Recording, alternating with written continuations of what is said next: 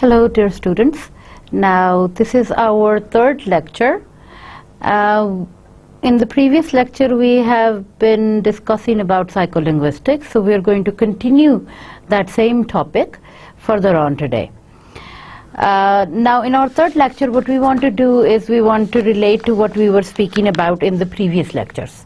Now in the previous lectures we were discussing about how language relates to the mind, and whatever we think, how we process it through language. So we would further go on with that same link in our subject. So the action of mind always occurs in some language. So in any language or in some language, the action of mind will always occur. Something will always show how we are thinking or how we are processing our thoughts. Now of course, in the process of thinking in mind, language may not require grammatical structure, but when it is exposed through speech, it should have some grammatical structure. So like I was telling you beforehand, that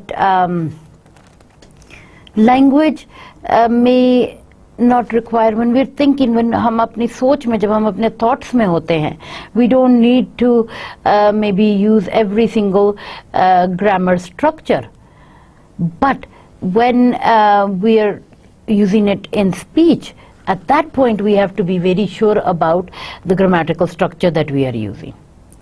So हमारा grammar, हमारी सोच में, हमारी thoughts में ज़रूरी नहीं है कि हम grammar का use करें, लेकिन बोलते वक्त when we are speaking, we need to be very sure about the grammatical structure. That's how other people can understand us more easily or more perfectly. Now, the speaker thinks whether the participants understand it or not. In grammatical structure, जब आप ये रखते हैं, so at that point, जो बोल रहा है, the person who is speaking, will understand if the participants understand that or they don't. Now, in the mind, the concept of anger, emotion, surprise, and joy generates through foreign information, which may be expressed either in speech or in writing.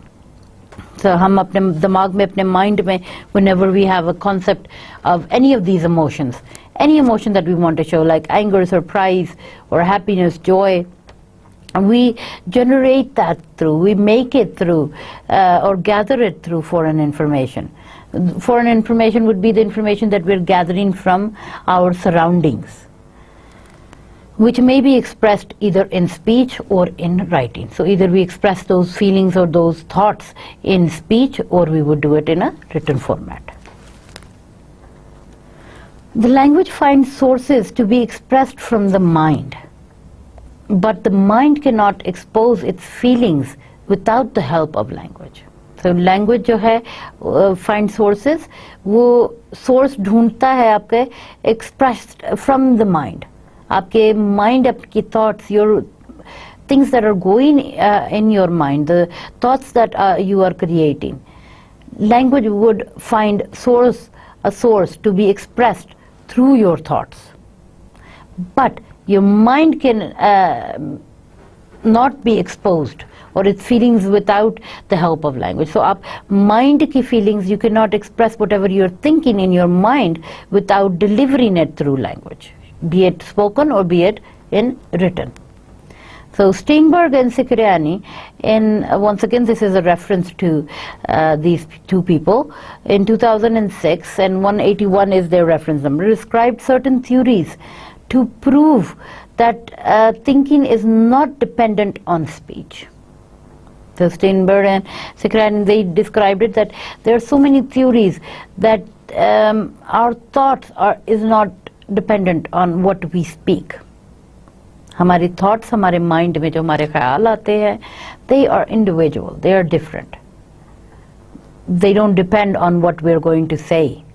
So according to them, according to both of these researchers, that persons without the ability to speak can think. So इनके मुताबिक वो लोग जो सोच सकते हैं लोग लेकिन बोल नहीं सकते, ठीक है, persons without the ability to speak, यानी जो बोलने से खासर है, जो लोग को language नहीं आती, they can at least think. So there are two different things. The notion that speech production is necessary in order to think is clearly false. तो ये नोशन या ये ख्याल जो हम सोचते हैं कि स्पीच प्रोडक्शन और टू क्रिएट लैंग्वेज और स्पीच हमारे जो है it's important to think also, so that is a false notion. We can create thoughts and think without even using the language. But they also accept this fact that to express one's feelings or thoughts, language is necessary. तो सोचने के लिए हमें language की ज़रूरत नहीं है, लेकिन लैंग्वेज के जो एक्सप्रेशंस या फीलिंग्स हैं उसको एक्सप्रेस करने के लिए हमें लैंग्वेज की ज़रूरत है, जो माइंड में हमारे थॉट्स में आती है. सोचने के लिए हमें लैंग्वेज ज़रूरी नहीं है, लेकिन जो हमारे माइंड में थॉट्स हैं या फीलिंग्स हैं या इमोशंस हैं उसको एक्सप्रेस करने के लिए हमें लैंग्वेज चाहिए. We need language to express our thoughts, but we don't need language to think. They are two different things. Now, according to Clark and Hecht in 1983, language acquisition, 1983 mein they had annual review of psychology on page 34, 325 and 49, the reference numbers, in their comprehension production. And the comprehension and production processes develop in a parallel mode with production, always trying to keep up with comprehension. So what they discovered, उन्होंने annual review of psychology में ये article दिया जिसके ऊपर they discussed about comprehension, understanding language, production, how to produce language, and the comprehension and production processes that are developed in a parallel mode. They are equal to each other. Parallel means that they are going side by side. With the production, always trying to keep up with comprehension. So production is always we are always trying to produce language while trying to understand things also. As a child acquires an aspect of language in comprehension, the child can then try to figure out how to use it in production. अब एक बच्चा है, उसको language उसने acquire कर लिया, हासिल कर लिए, ठीक है, an aspect of language and comprehension, trying to understand the language. The child can try to figure out how to use it in production. So whatever he would hear, he would try to figure out a way or find out a way to use that, to produce that language. Now the child attempts to coordinate production with respect to the system that has been developed for understanding. So the same child would attempt, वो coordinate कर लेगा उस production को in the respect to the system that has been developed. जो भी developed system है या the way for understanding, समझने के लिए. The kid would adopt to that, and the child would then try to express or produce language in the same way. Like I have told you in a previous slide, by imitation. Imitation is plays a major role also in how children gather language or realize language. Hutton Locher in 1974. Now, he described that normal children as well as for mute hearing children, speech comprehension is the basis for speech production in the mind. So what his research was about was that normal children as well as for mute hearing. So normal children who can hear and speak easily, and mute hearing children are those children who cannot hear or speak properly. Now speech comprehension is the basis for speech production. How to understand the language or the speech is the basis on which they produce the language in their mind. Now, since the ability to comprehend speech implies the existence of thought, so अब क्योंकि ability to comprehend or try to understand in speech, it implies or gives us an example of the existence of thought.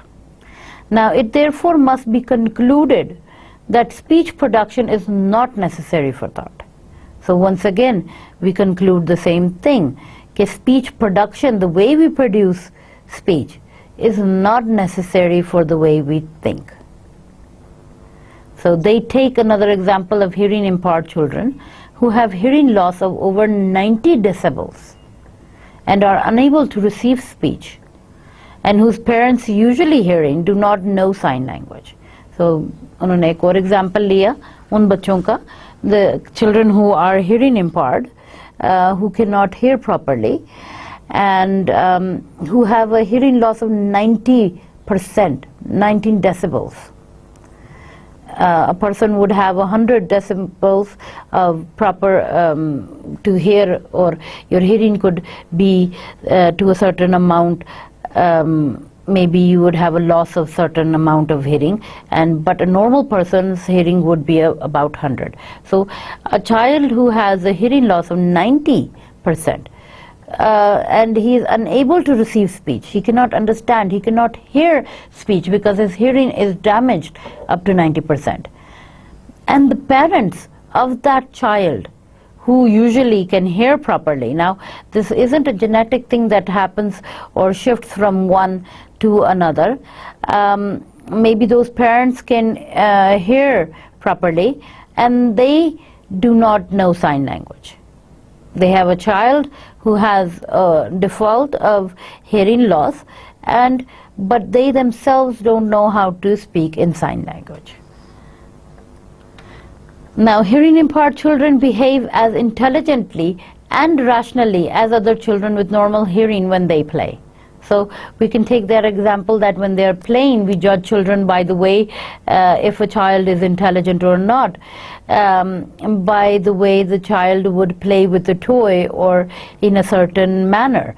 So a child who has loss of hearing and cannot hear you properly will still behave intelligently.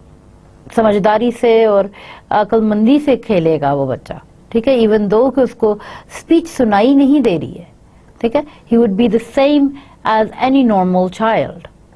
If one thinks that language is the basis of thought, how do these children act intelligently and rationally like other children? Now my question to you is, I want you to search for the answer for this question. That अगर हम कहते हैं कि language जो है, one thinks that language is the basis of thought, अगर language से ही base बनती है thought की, then how do these children act intelligently? ये कैसे intelligently act कर लेते हैं? क्योंकि ये तो they can't hear anything, they cannot hear the speech, they cannot speak. Then how can they act intelligently or rationally like any other children? So that is the answer to that question would be that language has nothing to do with thoughts. We can describe our thoughts or our feelings or our emotions. We can put them into language and express it. But we don't need language to think of something certain or for the thinking process. So Steinberg and Cipriani 2006 have never even noted that hearing impaired children devoid of total speech behave differently in comparison with those who do have normal, who have language and grammar. So उन्होंने ये चीज़ भी discover किया, experiment किए कि the kids जो सुन नहीं पाते हैं, ठीक है, ना बोल सकते हैं, they would behave differently, they would not behave differently in comparison to those children जिनकी language or grammar है. So not even having been noted that they would be devoid of total speech, they would behave differently in comparison. So they won't with those who do have language and grammar. It has also not been observed that hearing impaired children who acquire language late undergo radical change of perception. Now some kids, we have many children in our families also that we hear that the child cannot hear or cannot speak, or maybe they have taken a long time to learn to speak. Like sometimes a normal rate for a child to start learning would be at the age of 1, they would start learning and picking words. But some children don't learn to speak until the age of 2 or 3. That means that their processing of acquiring the language is a little slow. But that doesn't mean that they undergo radical change of perceptions, that their perception of things changes. They perceive the things in the same way. So Firth, in 1996, researched and provides research data that shows no difference in intelligence between normal and hearing impaired persons. So there, he researched, and according to his data, there wasn't any difference between in intelligence between any normal person or any person who cannot hear properly. So even though the language knowledge of the hearing impaired is far below than that of people with normal hearing, even though के language knowledge जो है, जिसको सुनाई कम दे रहा है, ठीक है, he cannot have such a vast knowledge of language, उसका far below है level जो normal लोग हैं सुनने वाले उनके निस्बत, but still उनके intelligence में कोई फर्क नहीं पड़ा. So there isn't any difference in their intelligence, it's just in how they hear the things. Now the case of Helen Keller, whose language knowledge was minimal until she was 7 years old, is also relevant to this issue. There's another example of this lady Helen Keller. Now, she had no knowledge. It was very, very less. Until the age of 7, she had very less knowledge of language. So that would be relevant to this issue in this way, that Keller records in her book. Later on, Keller wrote a book about the story of my life, 1903. So many memories of the period in which she was without language. So the story of my life, if you do get a chance to check that out on the internet, you can maybe find a reference to that book and you can study about it. So in that she mentioned that so many memories of that time or that period till the age of 7, when she was without language, when she could not speak the language easily. She had very minimal use for that language. Now, for example, she became angry and threw a doll at her pre-language stage when her teacher wanted to teach her the words doll and mug. Now, she had very less language, she had very less vocabulary. Having less language means that she did not have that many words in her mind. She could not express what she was thinking easily through words. She had a lot of thoughts going in her head and a lot of emotions going in her head, but she couldn't express them through language. So she became angry at that time, and she threw the doll away when her teacher was trying to teach her the words doll and mug. Because she couldn't say the words doll and mug, her reaction was anger, at which she threw the doll away. At more recent examples is of a 27-year-old hearing impaired man. Now, Scaler in 1991. Now, in 1991 he was 27 years old and he couldn't hear properly, and who's demonstrated that he understood objects, situations and events even though he had no language for them.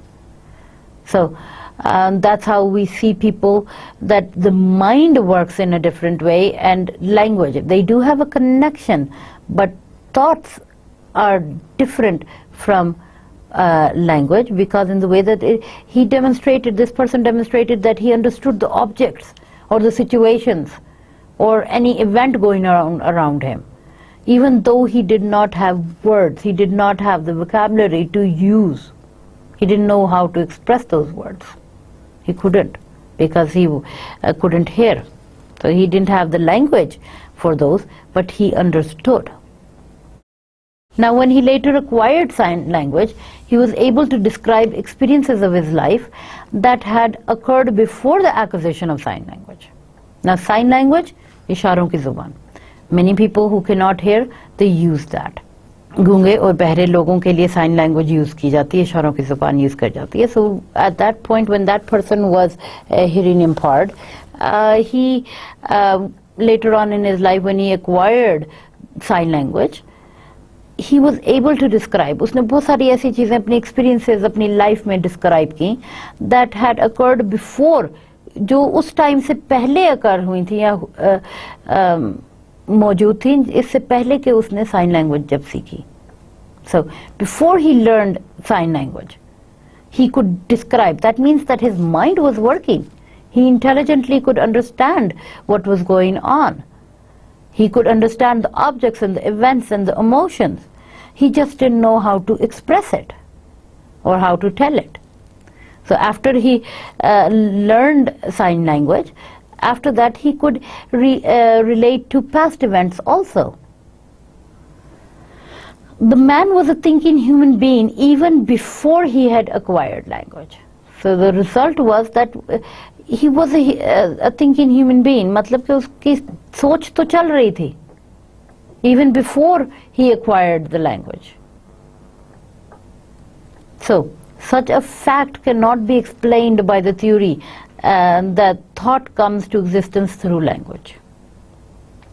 So ऐसी चीज़ को हम explain नहीं कर सकते इस theory से कि आपकी thought या आपकी सोच जो है comes through the existence through language.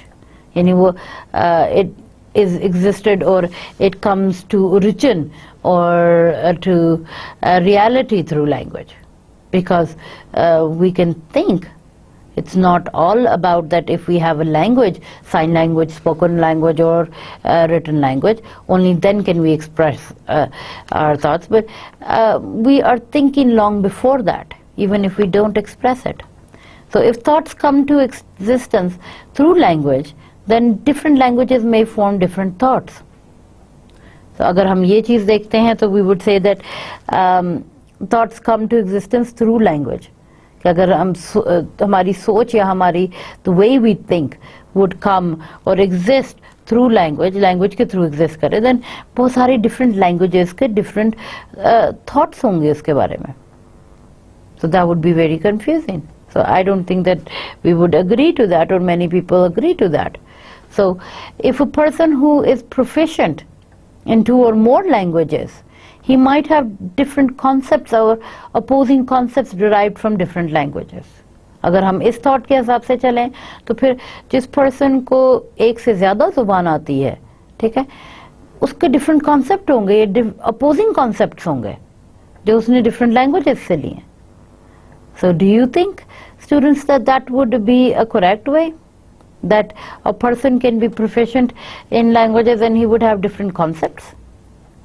Well, I don't think that, because I think that language, like we studied before, that we can think differently and we just express our thoughts through language. So thus, we come to the conclusion that of course language and thought are interrelated, they are related in between. But we cannot ignore the fact that thoughts are generated in mind and language is simply a means to communicate them. So ये चीज़ हम we would say that we would agree that language and thoughts are interrelated, but we cannot ignore. हम ये चीज़ को फिर भी ignore नहीं कर सकते, साइड पे नहीं कर सकते कि thoughts जो है वो हमारे mind में generate होती हैं, create होती हैं. And language is simply a means to communicate them. और हम language को सिर्फ use करते हैं अपनी thoughts को express करने के लिए या communicating with others. Now, psycholinguistics or psychology of language is the study of psychological and neurobiological factors that enable humans to acquire, use, comprehend and produce language. Psycholinguistics basically क्या है? It's a psychology of language. And the thing that it studies is the psychological or neurobiological factors that enable humans, जो humans को able करती है कि हम या तो to acquire language, to use the language, to comprehend, to understand the language and to produce the language. Now, modern research makes use of biology, neurosciences, cognitive science, linguistics, and information and theory to study how the brain processes language. So what we would say is that modern research makes use of all of these different ways. हम linguistics को, neurosciences को, cognitive science को, information and theory को, we use them to study how the brain would process a language. So it's all about how our mind and how our brain processes. Psycholinguistics covers the cognitive processes that makes it possible to generate a grammatical and meaningful sentence out of vocabulary and grammatical structures, as well as the processes that makes it possible to understand utterances, words, texts, etc. So, psycholinguistics वो cognitive processes को cover करती है, या it's possible to generate a grammatical and meaningful sentence out of vocabulary and grammatical structures.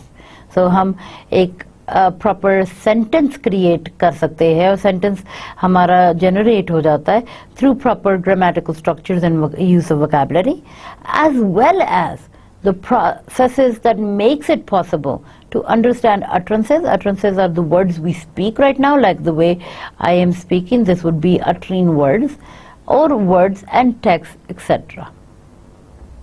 Now, developmental psycholinguistics studies children's ability to learn language.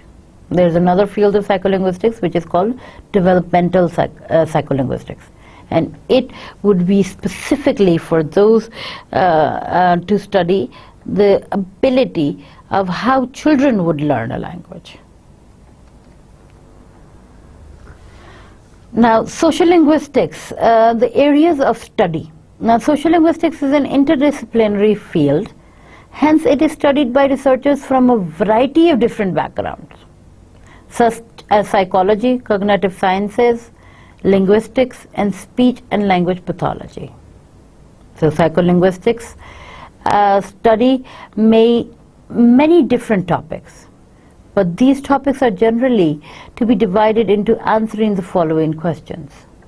हम psycholinguistics को बहुत सारे topics में divide कर देते हैं, different topics में, but all of them are generally divided into answering the following questions. Now, these are the questions that psycholinguistics would deal with. How do children acquire language? Language acquisition. Language acquisition क्या हुई कि बच्चे language को कैसे acquire करते हैं, कैसे हासिल करते हैं? How do people process and comprehend language? Language and comprehension. So लोग language को कैसे process करते हैं, कैसे understand करते हैं? So that would be language comprehension. How do people produce language? Language production. लोग language को produce कैसे करते हैं? That would be language production.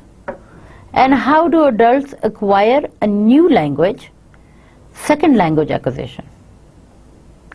अब फर्स्ट L1 आ गया आपका फर्स्ट लैंग्वेज, जो आपका नेटिव लैंग्वेज हो गया. L2 हो गया आपका second language. For example adults जो हैं एक नई लैंग्वेज कैसे सीखेंगे, वो कैसे लर्न करेंगे? So that would be second language acquisition. So all of these are topics and things that are studied under psycholinguistics. Now, linguistics related areas. Now, phonetics and phonology are concerned with the study of speech sounds. So phonetics and phonology, ये दो ऐसे parts हैं psycholinguistics के या linguistics के that are concerned with the study of speech sounds. बोलने के हमारे जो sounds हैं, the way we pronounce words, the way we even pronounce the alphabets, like how we started pronouncing A or B, those are speech sounds. So within psycholinguistics, research focuses on how the brain processes and understands these sounds. So psycholinguistics में हम यही चीज़ को further study करेंगे कि research उस पे focus ये होगी कि how brain आपका process कैसे करता है, how do you understand these sounds, हमें ये sounds समझ कैसे आते हैं. So morphology is the study of word structure. So phonetics and phonology आपके जो है वो speech sounds आ गए. Morphology अब ये भी linguistics का हिस्सा है. Morphology is the study of word structure, especially the relationship between related words such as dog and dogs. So ये word structure पे relate करता है या उन relationship between related words जो related words की relationship है. Like for example dog and dogs. Now, that is a singular and a plural of the same word. So, and the formation of words based on rules, such as plural formation. और ऐसी formation of words जो rules के ऊपर plural या singular की formation के ऊपर based है. Then syntax. Now, syntax, like I told you, is the structure of a sentence or a word. Now, syntax is the study of patterns which dictate how words are combined to form sentences. So, like I said, structure of a sentence. Structure, एक sentence को कैसे बनाया जाता है. Syntax वो चीज़ है कि वो patterns को study करती है that dictate how words are combined, कि हम words को कैसे combine करते हैं एक sentence या एक जुमला बनाने के लिए. Now, semantics. Semantics be part of linguistics, as semantics deals with the meaning of words and sentences. Semantics का मतलब कि वो words की meanings और sentences की meanings से deal करता है. Now, where syntax is concerned with the formal structure of sentences, semantics deals with the actual meaning of sentences. So, हमने ये जज किया कि जहाँ पे सिंटैक्स जो है वो स्ट्रक्चर देख रहा है कि वर्ड्स को कंबाइन कैसे किया जाता है एक जुमला बनाने के लिए, semantic would deal with trying to understand the meaning of those sentences. Then comes the part pragmatics, also part of linguistics. Pragmatics is concerned with the role of context in the interpretation of meaning. So, pragmatics का मतलब होगा कि वो role of context जो है in understanding or interpreting the meaning को understand करने में. So, psycholinguistics, language acquisition. Now, there are essentially two schools of thought as to how children acquire to learn language. There are two ways people think and perceive how children would acquire or learn a language. And there is still much debate as to which theory is the correct one. So, अभी भी बहुत सारी debate है इस पे कि कौन सी theory correct है and which is not correct. Now, the first theory states that all language must be learned by the child. First theory में हमारे दो theories आ गई हैं, दो thoughts and school of thought, ठीक है? So, the first theory would be that language must be learned by the child. So, all language, हर जुबान बच्चे से उसने उसको सीखना है. The second view states that the abstract system of language cannot be learned, but the human possesses an innate language faculty or an access to what has been called universal grammar. So, second view क्या है कि abstract system of language जो है उसको सीखा नहीं जा सकता, ठीक है? But humans ने they have processed an innate language faculty or an innate way of language. That means के ऐसा access to what has been called the universal grammar. So, एक rules बना दिए गए कि universal grammar rules ये हैं किसी भी language के. The view that now in language acquisition, the view that language must be learned was especially popular before the 1960s and is well represented by the mentalistic theories of Jean Piaget and the empiricist Rudolf Carnap. So, दो लोग ने the view of language 1960s was learned especially popular before the 1960s, ठीक है?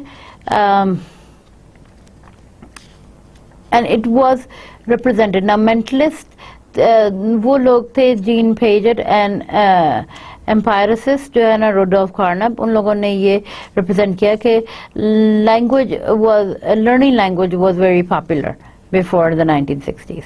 Likewise, the school of psychology known as behaviorism by B.F. Skinner puts forth the point of view that language is a behavior shaped by conditioned response, hence it is learned. So, B.F. Skinner ने क्या चीज़ किया कि likewise उसी से similar school of psychology को जिसको उसने behaviorism का नाम दिया, ठीक है, there are two theories that later on we will study related to mentalists and behaviorism. So B.F. Skinner ने he put forth the point of view that language is a behavior, ठीक है, language एक behavior है, ठीक है, shaped by conditioned response, उस तरह shape किया गया जो conditioned response, and it is learned. So basically language सीखी जाती है.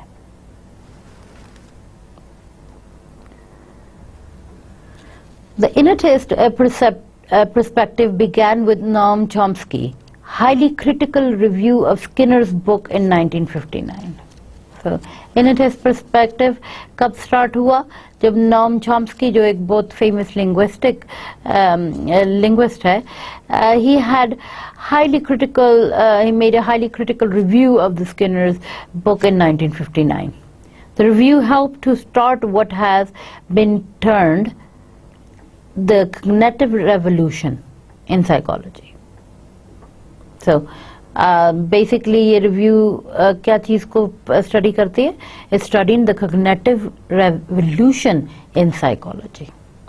So Chomsky posited humans poses a special innate ability for language, and that complex syntactic features such as recursion are hardwired in the brain.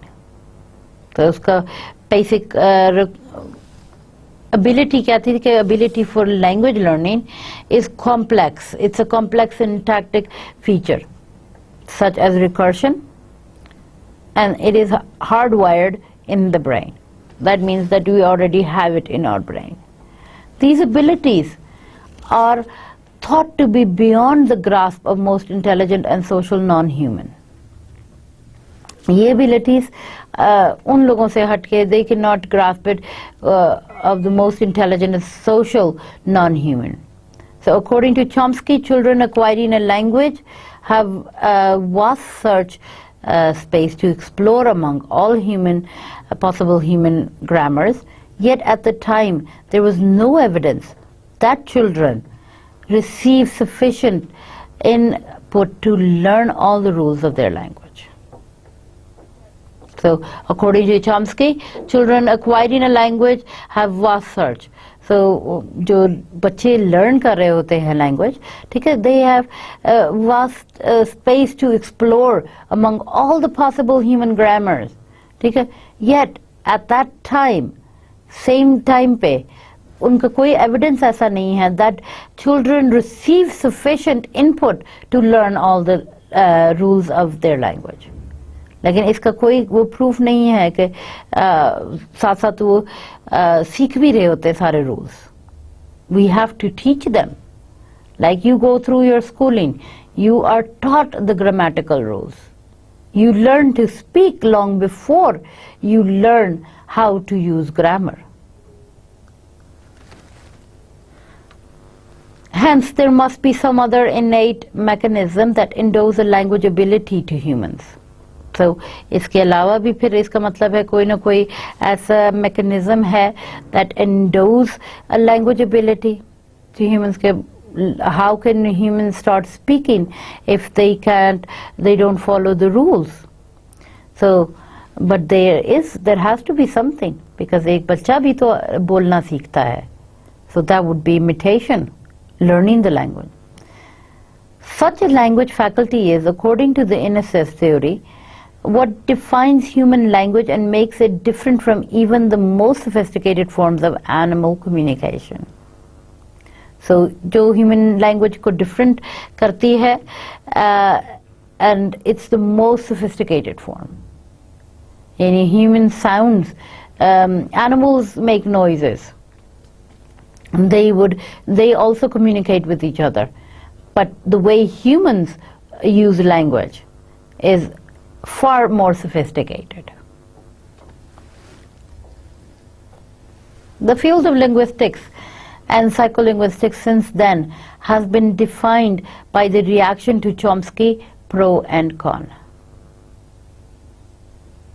The pro view still holds that the human ability to use language, especially the ability to use recursion, is qualitatively different from any sort of animal ability. तो Chomsky के reaction था defined by the reaction to Chomsky's pro and con. उन्होंने दो reactions दिए about defining language, and that was the pro. The positive point was that it still holds that the human ability to use language, the way humans use language, especially the ability to use recursion, is qualitatively different from any sort of animal ability. Now, this ability may have resulted from a favorable mutation or from an adaptation of skills evolved for other purposes. Further on, the view that language can be learned has had a recent resurgence inspired by emergentism. Now, this view challenges the innate view as scientifically unfalsifiable, that is to say, it can be tested.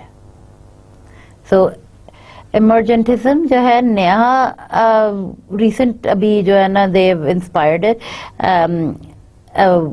way, a view of judging language or learning language. So, and that would challenge the innate view, because this view can be tested, can be checked. So, with the amount of computer power increasing since the 1980s, researchers have been able to assimilate language acquisition using neural network models. So since so many things have developed, like I said, the human mind and technology has developed a lot, that the amount of computer power increasing since the 1980s, researchers have been able to assimilate language. They thought of join or combine language acquisition, or how to acquire language, using neural network models.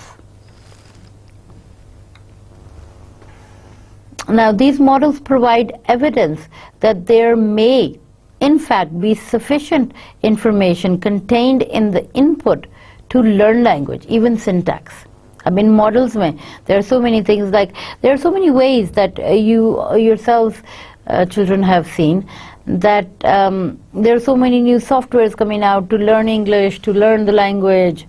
These are all different models also. So these models provide evidence that there may be sufficient information contained in the input, that means to learn a language, or even the structure of language. If this is true, then the innate mechanism is no longer necessary to explain language acquisition. अगर ये हकीकत है कि those models are truly efficient, then the innate mechanism of explaining how we acquire a language is no longer necessary anymore. It's not important anymore. So, one question in the realm of language comprehension is how people understand sentences as they read, also known as sentence processing. So, the other question would be, in the realm of language, is how people understand sentences as they read them, and it's also known as sentence processing. Now, experimental research has spawned a number of theories about the architecture and mechanism of sentence comprehension. Experimental research तो बहुत हो रही है, ठीक है? So, in this field, experimental research has spawned a number of theories. They've learned a number of theories about architecture and mechanism of sentence comprehension. एक sentence को समझने के लिए उसका mechanism या उसका architecture समझने के लिए. So there are so many theories nowadays. So like we were discussing, that experimental research has spawned a number of theories about the architecture and mechanism of sentence comprehension, of how we understand sentences, or how we understand the language. Now, typically these theories are concerned with what types in formation contained in the sentence the reader can use to build meaning, and at what point in reading does that information become available to the reader. So typically यही theories जो अभी we were discussing are concerned with what types of information contained in the sentence the reader can use to build meaning. अब कोई ऐसा information जो आपके sentence में हो जिससे आप meaning को understand कर सकें, समझ सकें. And at what point in reading does that information become available to the reader? Or during that, ये information कब available होती है reader को?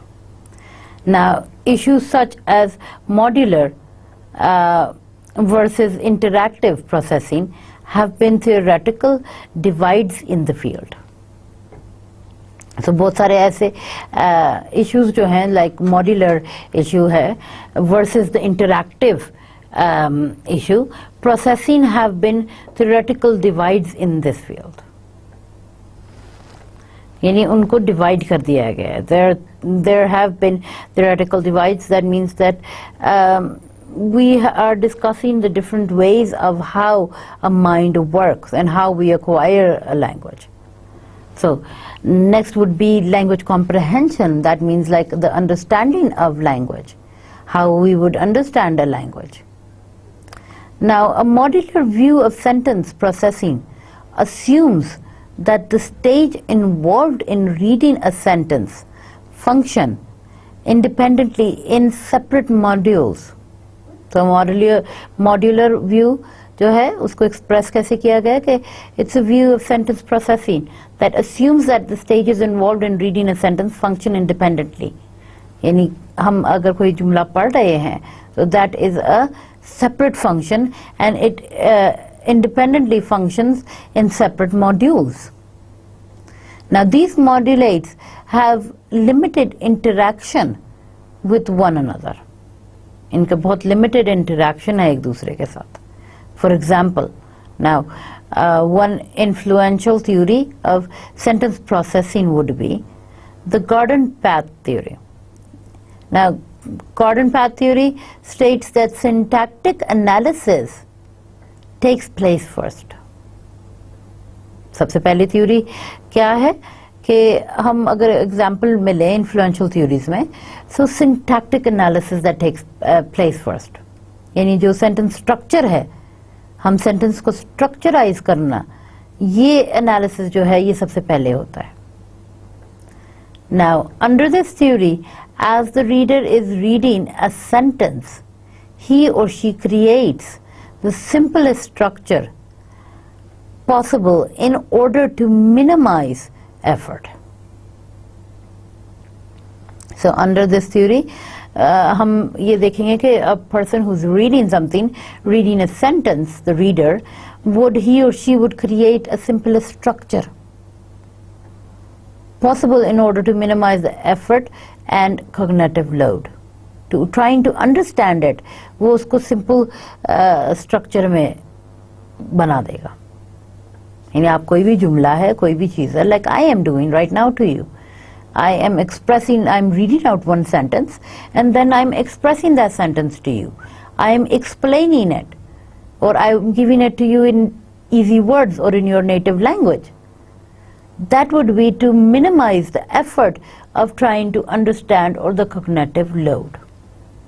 Now this is done without any input from semantic analysis or context-dependent information. और ये totally semantic analysis या context-dependent information के बगैर किया जाता है. It would be something natural that I know I have to explain. If I'm reading something difficult, I would try to explain it or speak it in a more simple way, giving it more simple structure.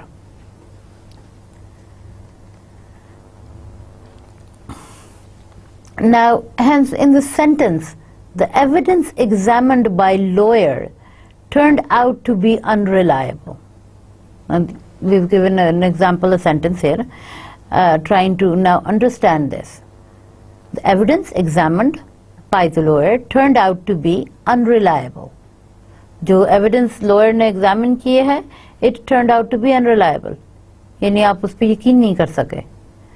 By the time the reader gets to the word examined, he or she has committed to a reading of the sentence in which the evidence is examining something because it is the simplest parse. So, सबसे ज़्यादा अभी हमने word ये start किया sentence में, the evidence examined by lawyer turned out to be unreliable. So अभी जब हम ये start करते हैं, so we take the first part of the sentence. हमारे mind ने break down किया. The first thing what we would break down the sentence into would be two parts. And the first part that would come to my mind would be the evidence examined. So now in this we are learning that there is something that has been examined. And something because it is the simplest parse. So this commitment is made despite the fact that it results in an impossible situation. We know that that evidence can rarely, if ever, be examined something. So this commitment, ये हम commitment जब भी करते हैं, जब facts है, when we realize that the results, we know that experience, that evidence can rarely, if ever, be can examine something. कभी भी evidence जो है examine नहीं करती.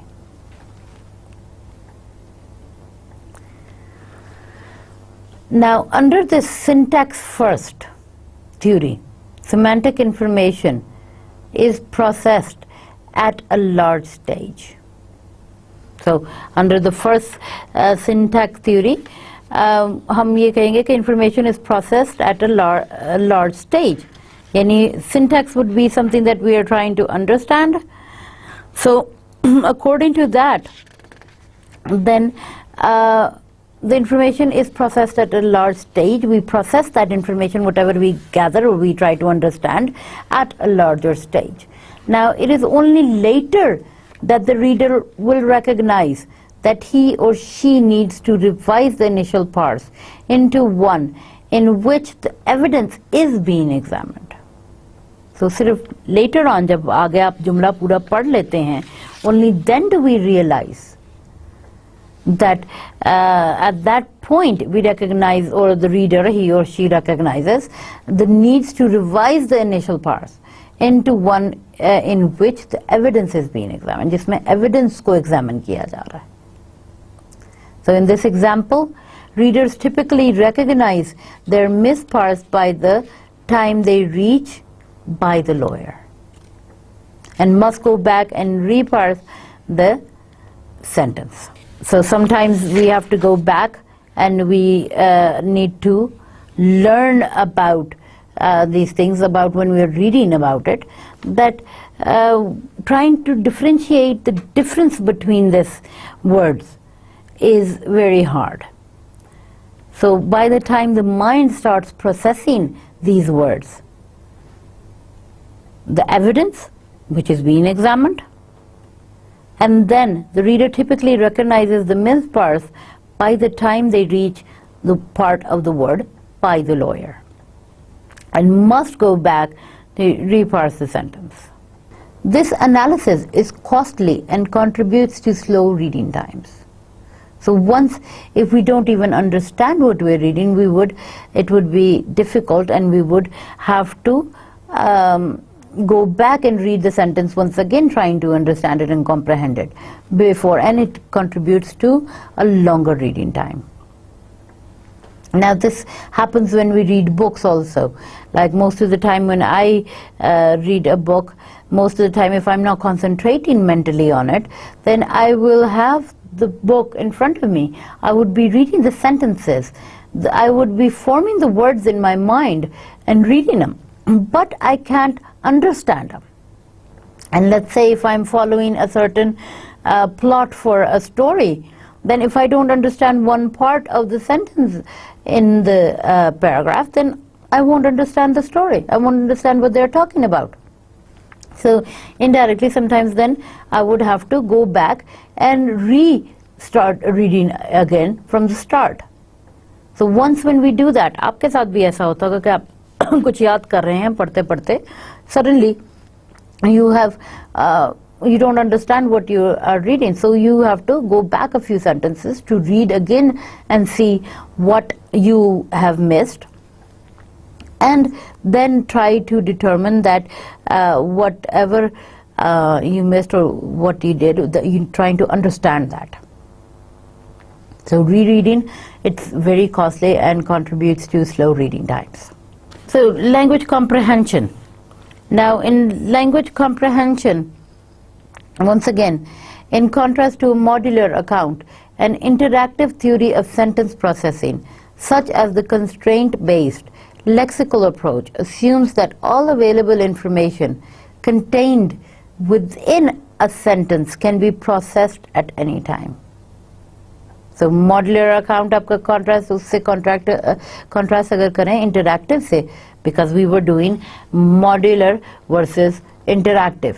So in contrast to modular account, an interactive theory of sentence processing. Interactive theory means that when you are interacting or when you are deriving a sentence or making a sentence, theory of sentence processing, such as the constraint-based lexical approach, something that is constraint-based, or you're using vocabulary and you're using that approach, assumes that all available information contained within a sentence can be processed at any time.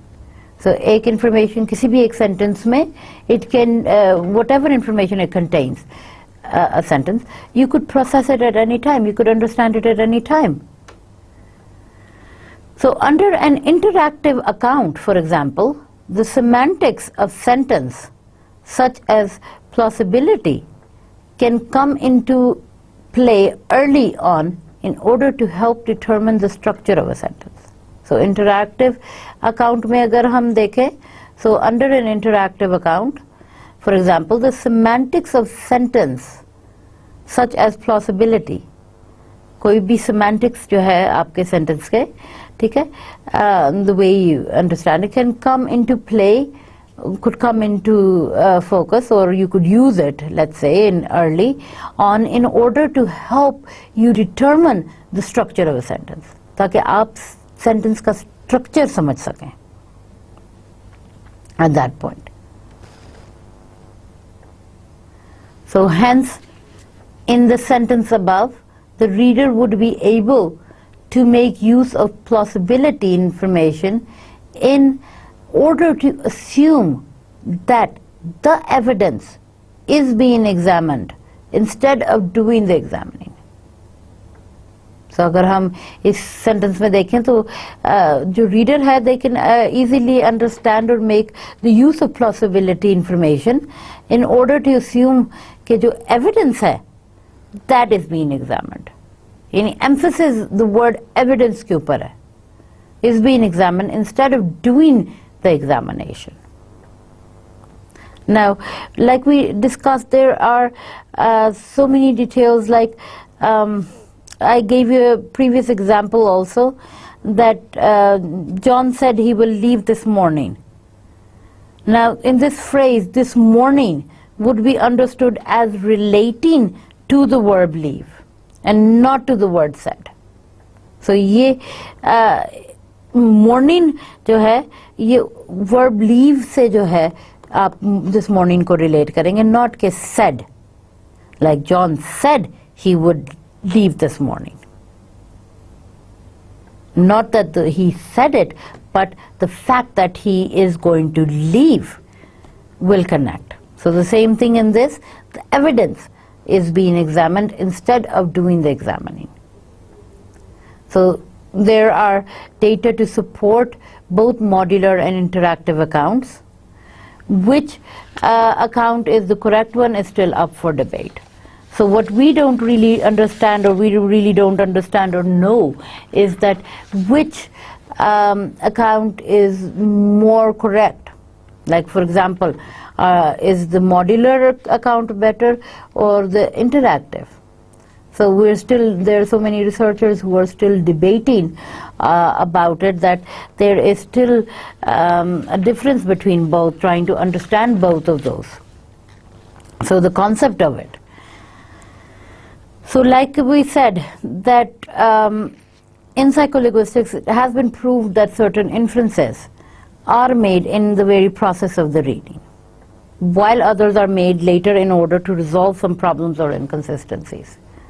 So sometimes when we are reading a sentence like this, there are so many problems when we are processing the thought of reading it and trying to comprehend and trying to understand that language, at that point it's very difficult to resolve the problems related if we don't understand the words. So the issue of background knowledge and automaticity is drawing inferences. It's been investigated also. Now, psycholinguistics also is based, like I said, on the factors of intelligence, motivation, and anxiety, and how on the kind of language that is understood and produced. So by all of these examples, what we see is that how we produce the language and how we understand it.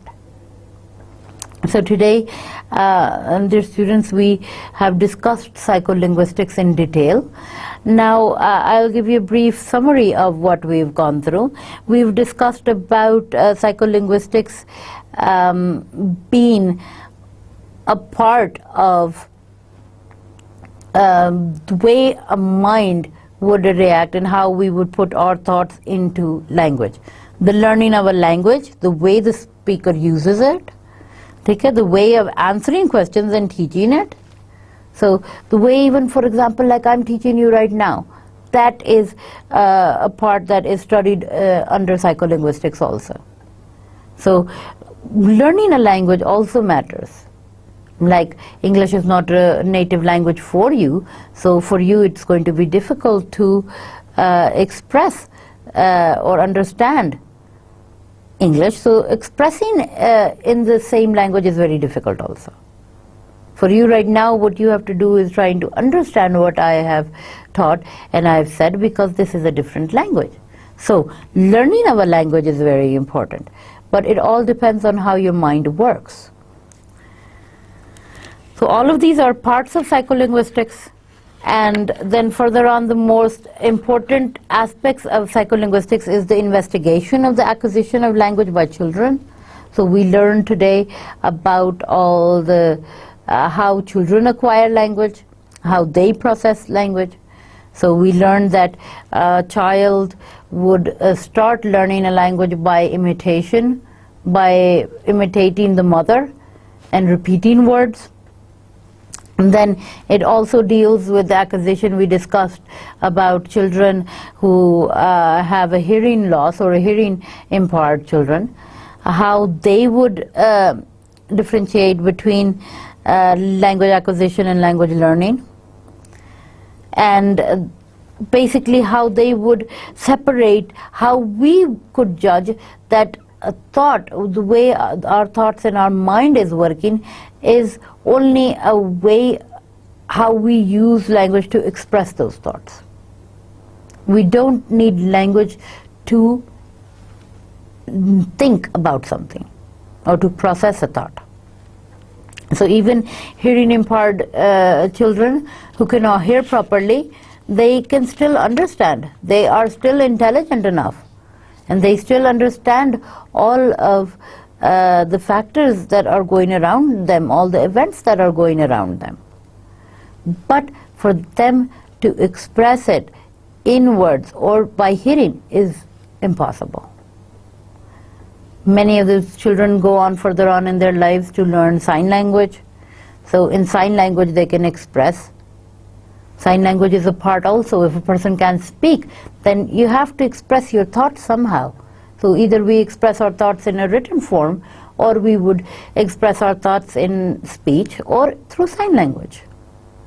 We even express our thoughts or what's going in our mind through our expressions.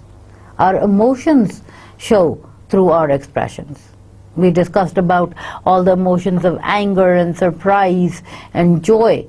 So all of those expressions are shown on our face.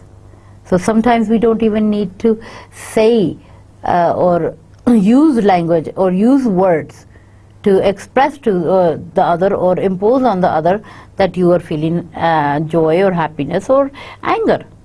So sometimes we even show that we are angry. Many times it happens with our parents.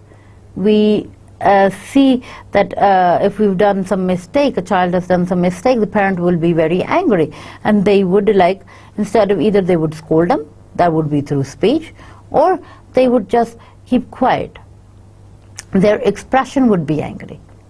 So in a way, the child is understanding that the parent is angry, even though the parent has not said a single word.